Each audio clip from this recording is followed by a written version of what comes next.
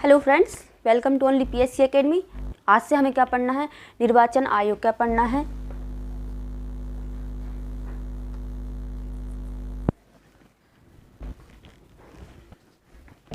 क्या पढ़ना है?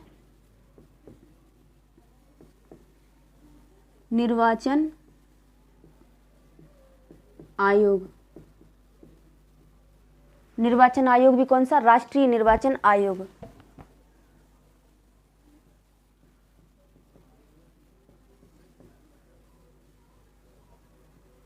राष्ट्रीय निर्वाचन आयोग, या फिर इसको इंग्लिश में क्या बोलेंगे? National election commission. National election commission. अब हम इस आयोग को कुछ आयामों के तहत पढ़ेंगे, तो देखते हैं वह आयाम कौन कौन से हैं।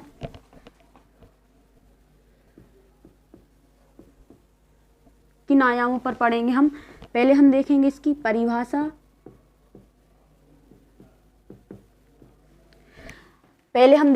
परिभाषा।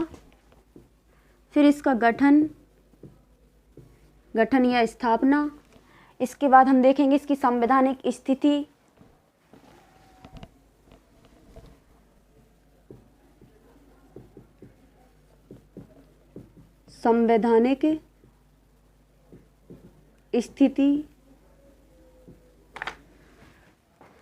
क्या देखेंगे?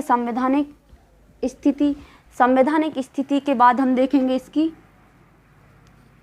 संरचना। क्या देखेंगे? इसकी संरचना। फिर देखेंगे हम संरचना के बाद हम देखेंगे इसकी कार्य व शक्तियां। कार्य एंड शक्तियां।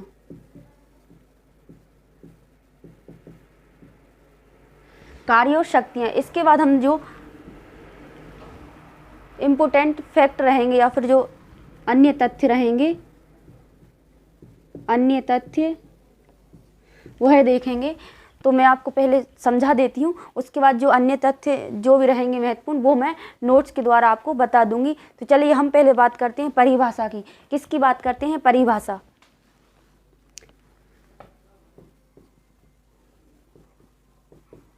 अगर हम इसे परिभाषित करें तो कह सकते हैं, भारत में निष्पक्ष एवं स्वतंत्र चुनाव कराने के लिए भारतीय संविधान के तहत एक स्वतंत्र और स्थायी आयोग के गठन करने की बात कही गई है, और उसी को क्या कहेंगे?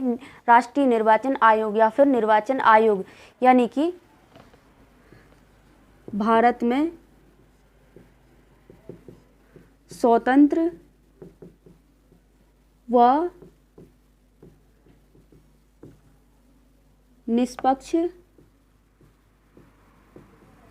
चुनाव कराने के लिए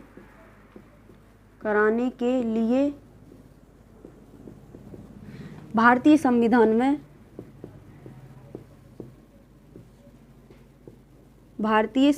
में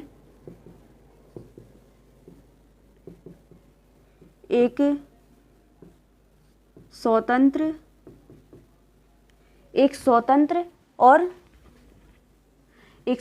व स्थायी निकाय के गठन का प्रावधान किया गया है, जिसे क्या कहेंगे? जिसे राष्ट्रीय निर्वाचन आयोग कहेंगे। जिसे हम क्या कहेंगे? राष्ट्रीय निर्वाचन आयोग। इसको हम एक परिभाषिक तौर पर देख सकते हैं। अब हम अगर देखें इसका गठन, यानी इसकी स्थापना कब हुई थी, तो वो देखते हैं इसका गठन। इसके गठन की बात करें तो इसका गठन 25 जनवरी 1950 को हुआ था। 25 जनवरी 1950 को इसका गठन किया गया था। 25 जनवरी 1950 इसका गठन 25 जनवरी 1950 को किया गया था। इसलिए हर 25 जनवरी को या फिर हर वर्ष 25 जनवरी के दिन राष्ट्रीय मतदाता दिवस के रूप में मनाया जाता है। हर वर्ष 25 जनवरी के दिन राष्ट्रीय मतदाता दिवस के रूप में राष्ट्रीय मतदाता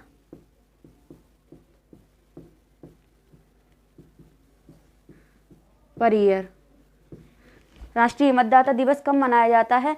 25 जनवरी को। तो ये इसका हमने गठन देखा। अब हम क्या देख रहे हैं, इसकी संवैधानिक स्थिति क्या है। संवैधानिक स्थिति देख रहे हैं, यानी कि यह एक संवैधानिक संस्था है। कौन सी संवैधानिक संस्था है? हम संवैधानिक स्थिति की बात करें तो हम देखेंगे भारतीय संविधान के भाग 15 में अनुच्छेद 324 से 329 तक जो निर्वाचन आयोग का प्रावधान किया गया है। भारतीय संविधान के अनुच्छेद 324 से 329 तक निर्वाचन आयोग के प्रावधान किए गए हैं। देखेंगे क्या देखना है, संवैधानिक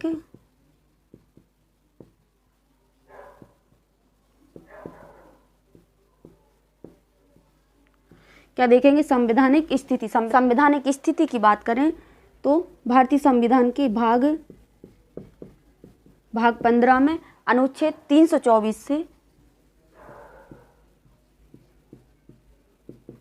अनुच्छेद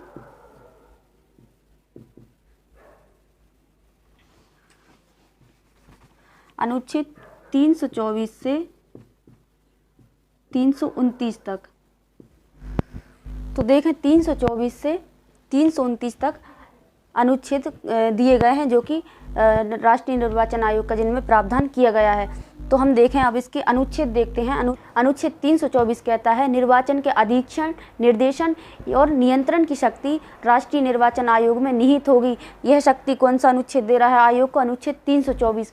अनुच्छेद 325 कहता है धर्म, मूलवंश, जाति या लिंग के आधार पर किसी भी व्यक्ति को निर्वाचक नामावली में शामिल होने पर रोका नहीं जा सकता या अथवा उससे भेदभाव नहीं किया जा सकता और उसके द्वारा किसी विशेष निर्वाचक नामावली में शामिल होने का दावा भी नहीं किया जा सकता। यह कौन सा अनुच्छेद कहता है? यह कहता है अनुच्छेद 325।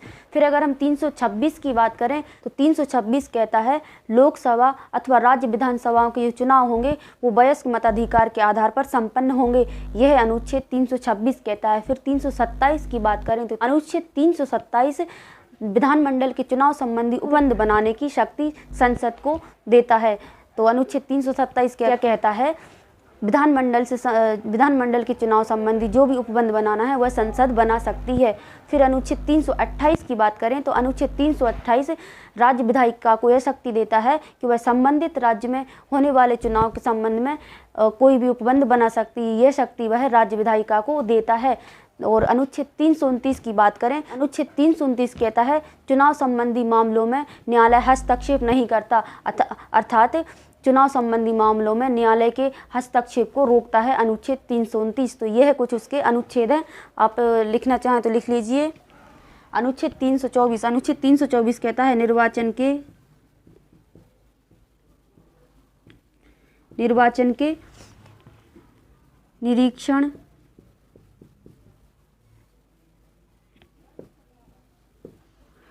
निर्देशन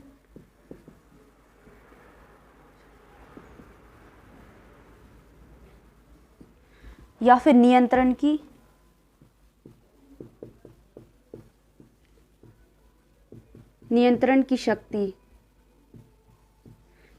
शक्ति किस में निहित होगी? आयोग में।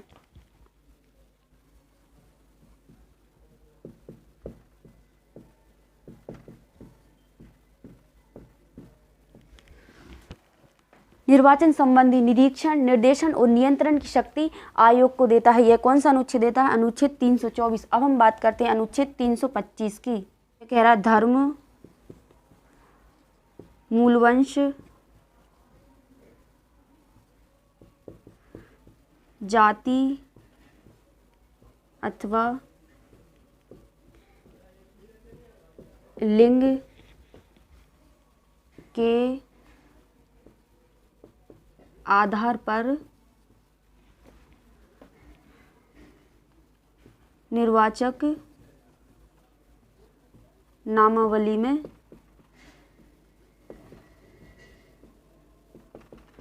शामिल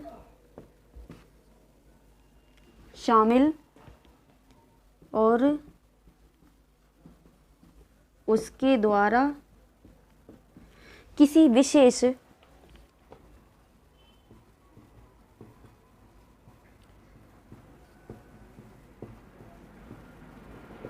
निर्वाचक नामावली, किसी विशेष निर्वाचक नामावली में शामिल होने का दावा नहीं किया जा सकता। यह कौन सा अनुच्छेद कह रहा है? अनुच्छेद 325। अब हम बात करते हैं 326 की। अनुच्छेद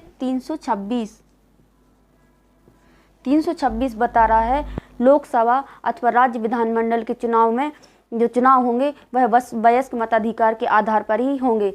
लोकसभा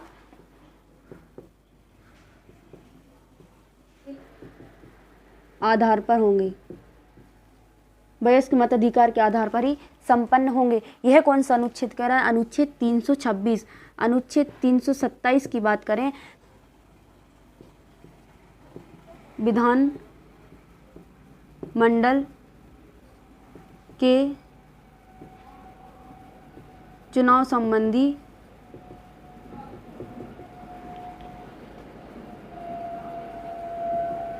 उपबंध करने की संसद को शक्ति। यह कौन सा अनुच्छेद कह रहा है? यह अनुच्छेद 327 कह रहा है। किसको शक्ति प्रदान कर रहा है? संसद को शक्ति प्रदान कर रहा है। विधानमंडल संबंधी चुनाव के लिए वह उपबंध बना सकती है। फिर बात आती है 328 की। बात करें 328 राज्य विधायिका को शक्ति देता है कि वो संबंधित राज्य में होने वाले चुनाव के लिए उपबंध बना सकती है। किसके लिए शक्ति दे रहा है? राज्य विधायिका के लिए।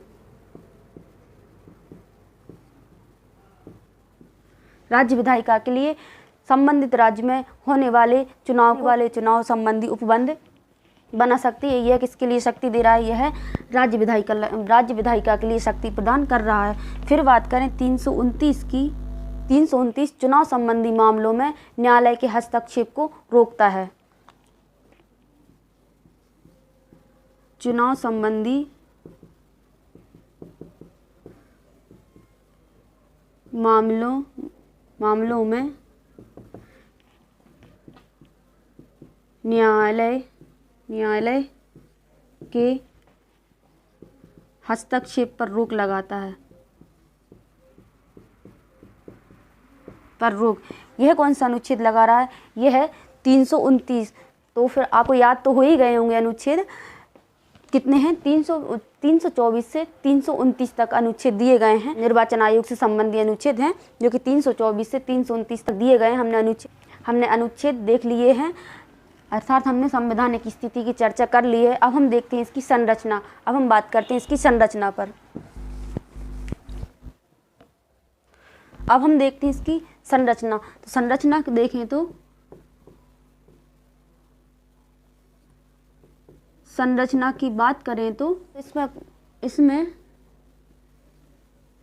एक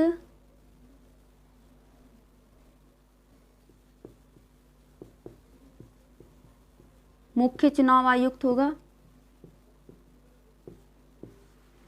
अगर हम इसकी संरचना की बात करें तो संरचना में इसका एक मुख्य चुनाव आयुक्त होता है और अन्य चुनाव आयुक्त होते हैं। जितने राष्ट्रपति उचित समझे उतने चुनाव आयुक्तों की वह नियुक्ति कर सकता है। यह राष्ट्रपति पर डिपेंड करता है। तो एक मुख्य चुनाव आयुक्त होगा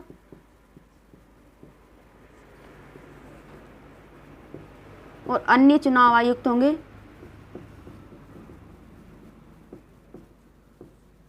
जिसका निर्धारण राष्ट्रपति करता है। अब अगर हम वर्तमान स्थिति की बात करें,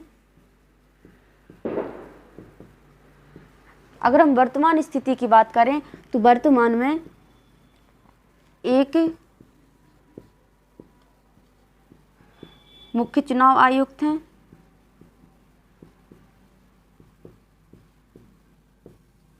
और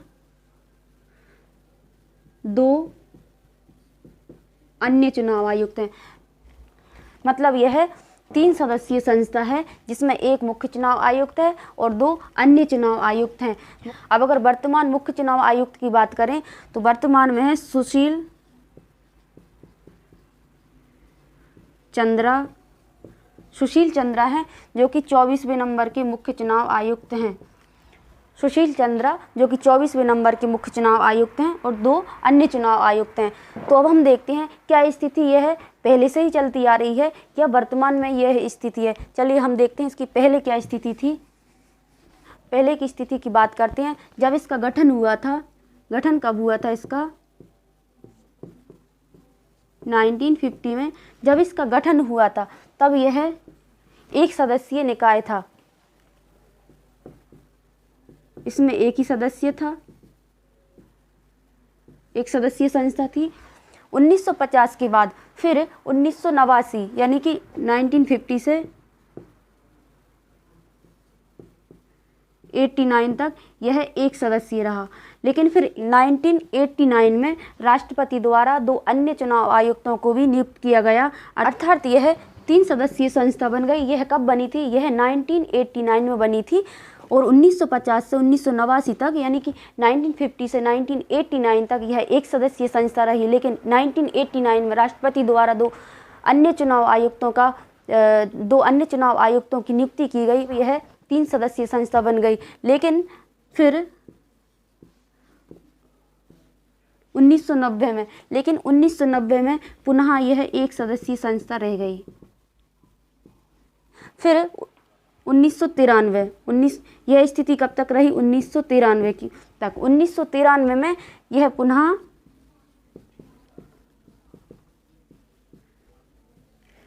1993 में यह दोबारा 3 सदस्यीय संस्था कर दी गई। 1993 में यह पुनः 3 सदस्यीय संस्था कर दी गई और यह स्थिति वर्तमान में भी लागू है।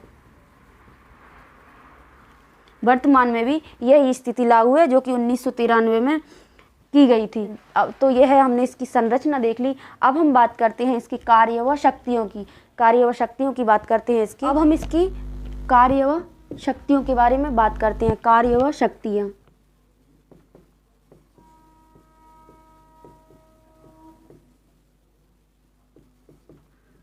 कार्य व शक्ति देखें, सबसे पहले रहेगी निर्वाचक नामावली तैयार करना, उसके बाद जो भी योग्य मतदाता हैं उनको पंजीकरण करना, फिर चुनाव चिन्ह आवंटित करना, चुनाव संबंधी जो भी तिथियां तय की गई हैं चुनाव संबंधी तिथियों का निर्धारण करना, ठीक है। उसके बाद आचार संहिता तैयार करना, अगर राजनीतिक दलों को मान्यता प्रदान करना, उनके लिए राजनीतिक दलों के लिए चुनाव चिन्हों का आवंटन करना।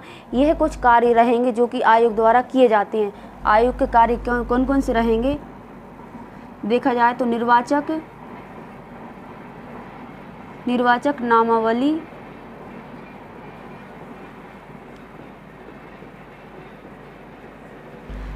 नामावली तैयार करना, फिर राजनीतिक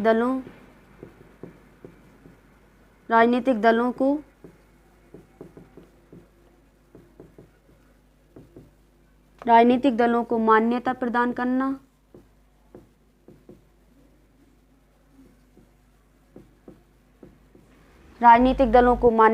करना, इनके लिए चुनाव चिन्हों का आवंटन करना,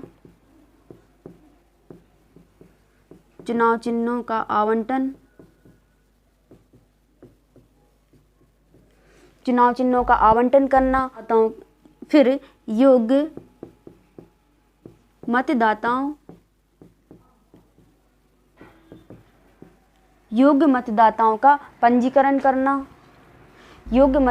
का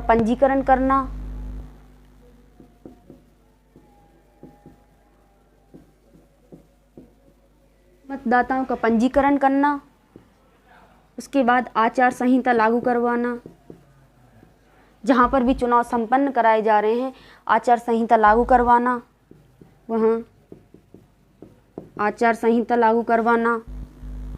उसके बाद राजनीतिक दलों या फिर चुनाव चिन्हों को आवंटन से संबंधित कोई भी विवाद उत्पन्न होते हैं उनका निपटारा करना। यहाँ पर यह एक न्यायालय के समान कार्य करता है, विवाद निपटान। चुनाव संबंधी कोई भी विवाद उत्पन्न होता है तो यह उनका निपटान करता है, यानी कि एक न्यायालय के समान यह कार्य करता है। फिर चुनाव प्रक्रिया में सुधार करना, चुनाव प्रक्रिया